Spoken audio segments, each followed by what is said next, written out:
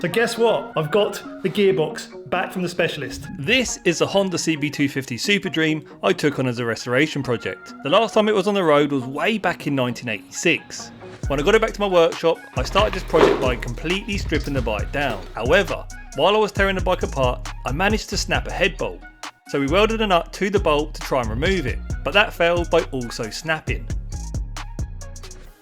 This meant the bottom end had to go to an engineering firm so they could help me out of this predicament. Can you believe it? He actually managed to rescue that thread. So this is fantastic news because this engine has only done 10,000 miles and I don't want to go ahead and have to strip it all down into tiny little pieces. That would have been extremely time consuming, and so now I can progress forward and I want to see if I can polish this up and make it look like a mirror. So I quickly removed the clutch cover. This pops off relatively easy because I had already removed it previously. Same goes for the flywheel cover.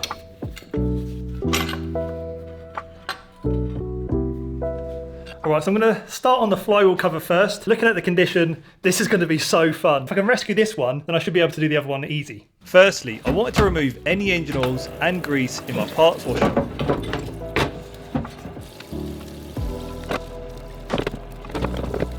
Then I move on to using an abrasive wheel to make light work of taking away that horrible film of corrosion. As for the dull, black painted finish, well, this is how I got rid of that.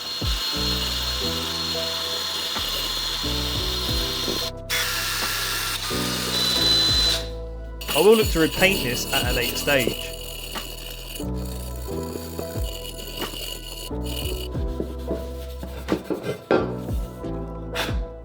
So far, so good. Considering where we started, that's a huge transformation, but we're not finished just yet because I'm now going to use this aluminium polish and hope that it gives it a proper mirror finish. Now the directions for this mother's aluminium polish were to use sparingly.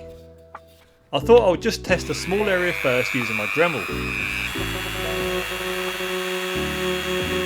It looked promising, so to speed up the process, I moved on to using the cotton wheel.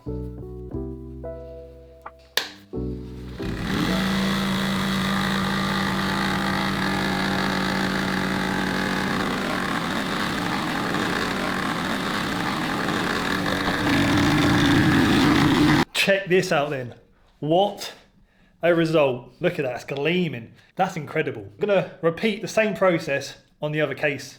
Before I did that though, I just need to remove the clutch activation arm. I think the clutch case cover is in an even worse condition. So I polish away using my tools to speed things up. However, I must say this does take a long time. 2 hours later, and look what we have. Really proud of that. What next?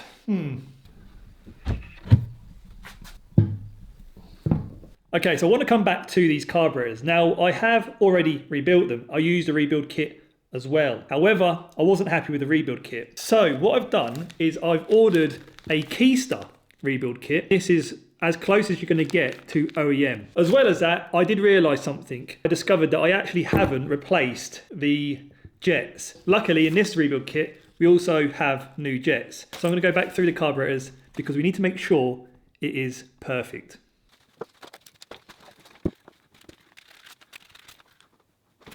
You know, I'm really glad that I went back through these carbs because looking at the old jets versus the new jets, the old jets are definitely blocked. There is a tiny little pinhole in these new jets. That would have caused me issues if I didn't replace them. Right, what next? I'm thinking, let's rebuild the front forks. Now when I stripped these forks in a previous video, I did clean them up. Though since they have been sat around getting dusty, I gave them a wipe down using GT85. I have of course new oil seals to install, which I apply grease to before I fit.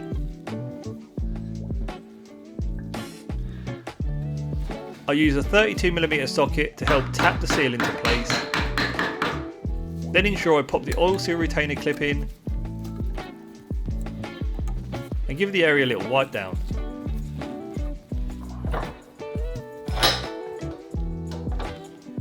On slides the fork bottom, then a new dust seal,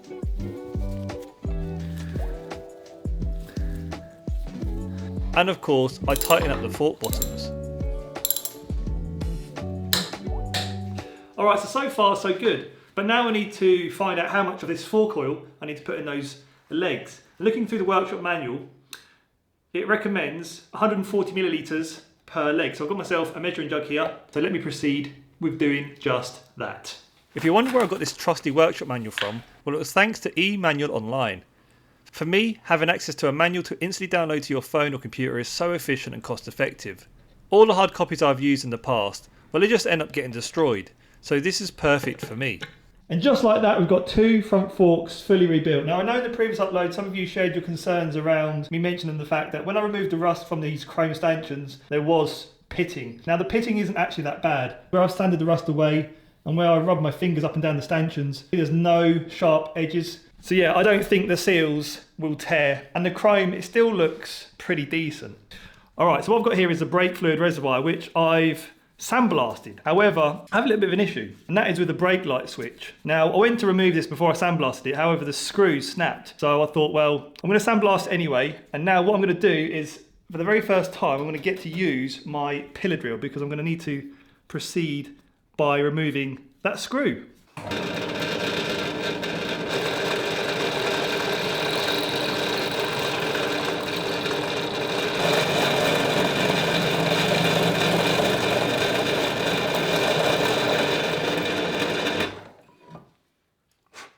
Thing is, I had drilled the broken screw out, though the switch wouldn't budge. So I thought, maybe I should try and tap a new thread. I was thinking, if I could tap a new thread, then this would make sure the old screw is definitely out.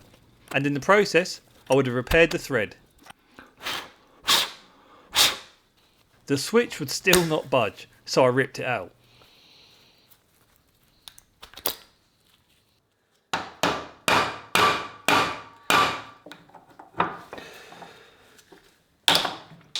Absolutely incredible, isn't it? I had to butcher that switch to remove it. I can replace it, which is fine. Was it ever going to come out without having to destroy it? Look at the corrosion in there. As for my pillar drill though, I was able to tap a perfect hole. Right, so I think I'm going to have to use my pillar drill again because I want to sandblast this rear mudguard. Look at the state of it. However, I can't sandblast it while this helmet catch is in situ. I'm thinking I might just try and drill it out. I have tried to use a key on this, but it's not working. But yeah, I need to sandblast this before I paint it. Very rusty, very, very rusty.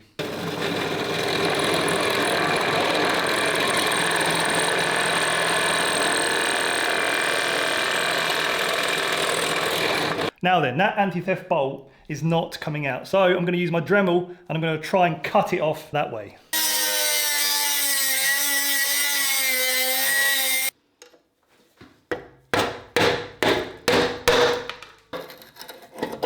So look, it might seem a bit of a shame to have to cut this helmet latch off. Do you know what? I might be able to save it. I mean, at the moment it isn't working. If I try to unlock it with the key, I don't want to try and force it and potentially break the key because it's the only key I have. But if I can get that working, I could always reattach it just using a nut and bolt. So watch this space. However, what I now need to do is try and sandblast this up. I have been a little bit disappointed in the past when it comes to sandblasting, but thanks to some of your comments in the previous videos, what you've helped me do is figure out how to prevent dust. So what I've done is I've created what is called a cyclone. So I've plumbed it into the side of the cabinet, comes down, and then what I've done is hooked up a shop vac, and I have put it to the test, and it seems to have literally eradicated all of the dust. When it comes to looking down into the cabinet when I'm sandblasting, I don't get this plume of dust filling up the cabinet, so I can actually see what I'm now doing. So as always, appreciate your comments. So all your tips and advice, I'm always listening. So thank you very much.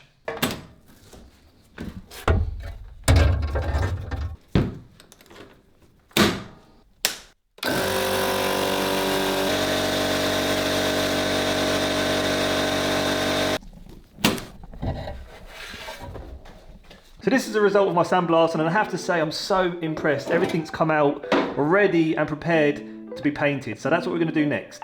This is how I paint my items. I hang them from a clothes rail using thin steel wire. Okay, so this is the order I'm going to spray those parts in. I'm going to start with a surface cleaner, then followed by an etch primer. Etch primer is great for metals, and then I'm going to go for an enamel spray paint in gloss black. Hopefully that gives it kind of like an OEM look. and then followed up with an enamel spray paint clear lacquer. When I spray paint, I always try to edge on the side of caution because I am a newbie, so my strokes I like to move quite swiftly on, which means the paint goes on fairly light. Now then, in between me applying coats of paint to those parts, I'm going to try and clean up the cylinder heads.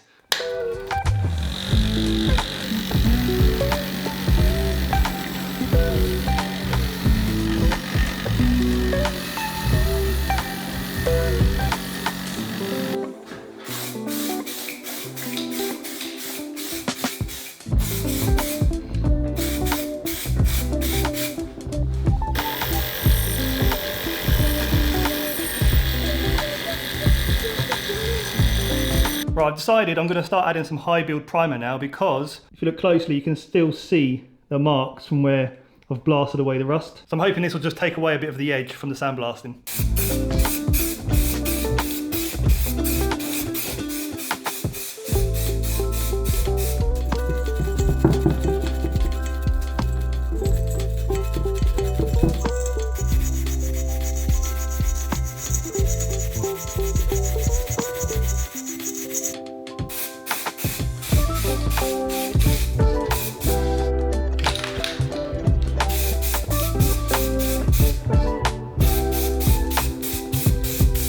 So this is the result of about an hour's work, and whilst it looks a lot better, I'm still not 100% happy. However, I am going to move on to the other part of the cylinder head. Yeah, it's getting there. It's getting there. Right, so now it's time to start adding some gloss black. Yeah, the primer, that high build primer, I don't think it's made much difference, but I think once I get the gloss black paint on, hopefully they look really good. We shall find out very soon.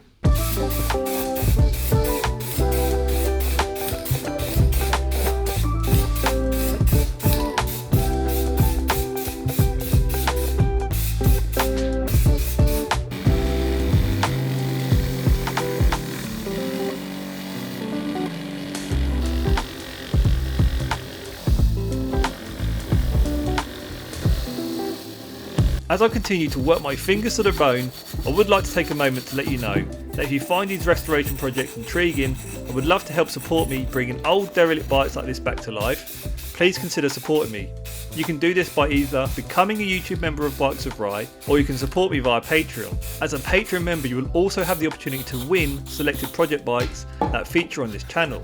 This is my way of giving back to those of you who support me in keeping this passion alive. I will leave links in the description if you would like to know more. Okay, so pretty decent, but I think what I'm going to do next with both of these cylinder heads is give them a little bit of a wash in my parts washer, just to remove all of the debris, and then we'll give it a polish.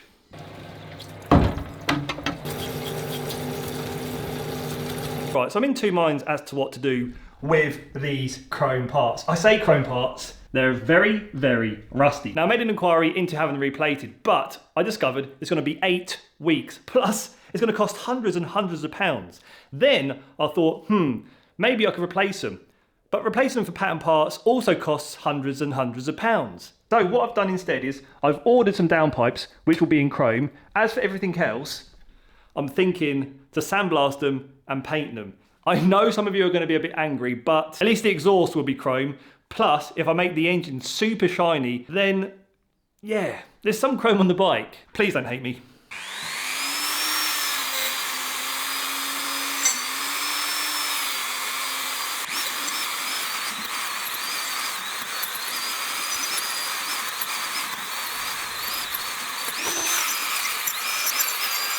Right then, these tyres and wheels.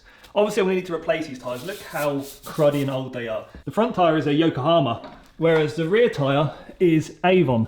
And if you look at the age of the tyre, C514, that should give you an idea of how old these tyres are. Those tyres have actually been on those rims since the 80s. I need to get them off the rims and I don't have the facility, so I'm going to have to go and take them somewhere, get them removed so I can clean up the wheels and then fit some brand new rubber.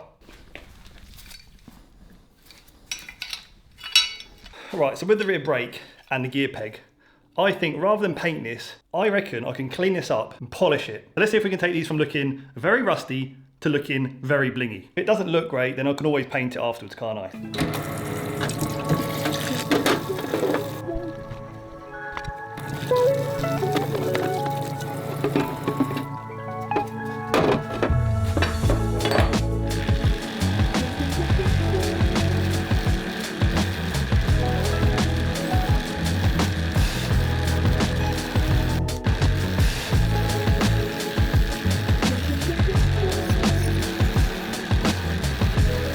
then, this is where I'm learning as I go. I've tried to polish this up, but I think it's so badly corroded. Obviously it needs replating, rechroming, but as I mentioned already, cannot wait 8 weeks, and I don't want to spend hundreds and hundreds of pounds. I want to do everything in-house, you see, as well. That's the main thing. I want to do as much as I possibly can myself. That's the whole point. So I think what I'm going to do is I'm going to whack this in the sandblaster. I'm going to try and take it down to bare metal. Then maybe if I can try and polish it up from there, it might go shiny. If not, I'll have to spray it.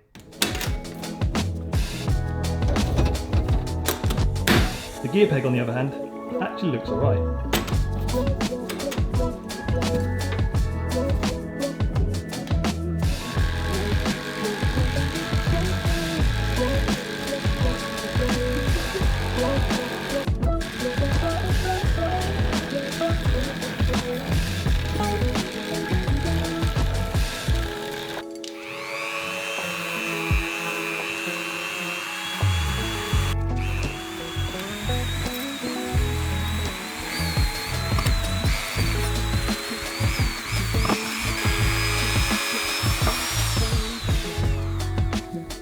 Alright, so they've cleaned up really well, they've polished up better than I expected, especially this gear peg. As for the back brake pedal, well, it's very pitted. I sort of don't mind it looking a little bit weathered anyway. I kind of think that adds to the bike's character and age. Right, as I continue on my mission to tar all of these rusty parts up, I'm going to see what I can do with this starter motor. And as bad as it looks, at least we know it works, because we did in fact attempt to start the bike before we stripped it all down.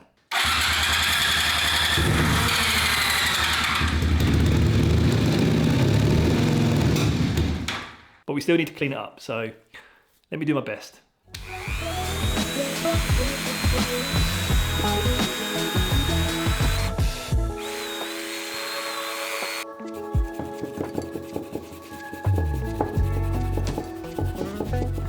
Do you know what? I think what I'm going to do is move on to my trusty Y-wheel, because I think this will speed this process up dramatically.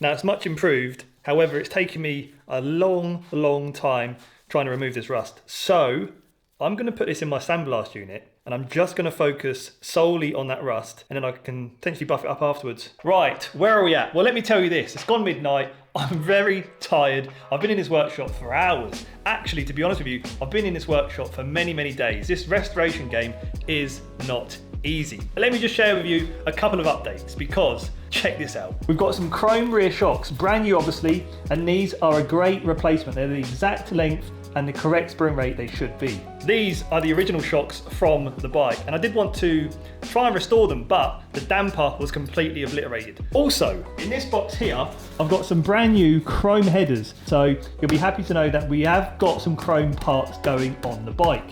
Also, this is a brand new brake light switch, you know, the one we destroyed. So yeah, we've got a direct replacement.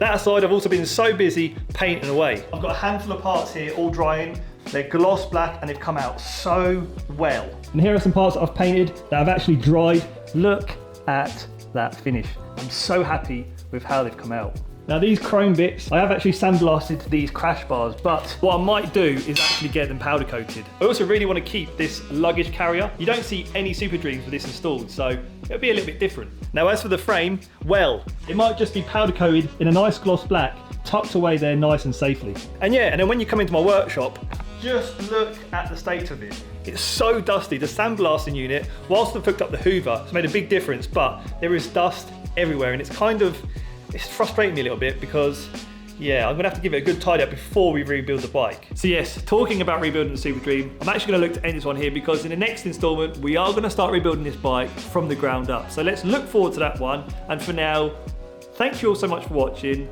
Hit the thumbs up, and I hope to see you on the next one real soon. See you later. Gonna go home now.